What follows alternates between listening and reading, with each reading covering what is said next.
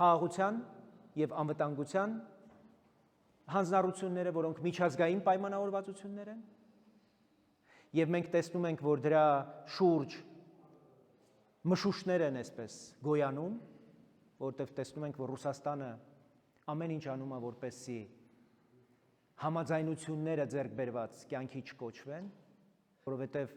Ռուսաստանի ազդեցությունը ընդհանրապես հնարավոր է պահպանել, եթե կա պատերազմ, եթե կա առնահոսություն։ Իսկ մենք հասկանում ենք նաև, որ միջազգային այս պայմանավորվածությունները մեծապես կախված են հենց հունիսի 7-ի ընտրություններից։ Եթե դրա արդյունքում մենք չկարողանանք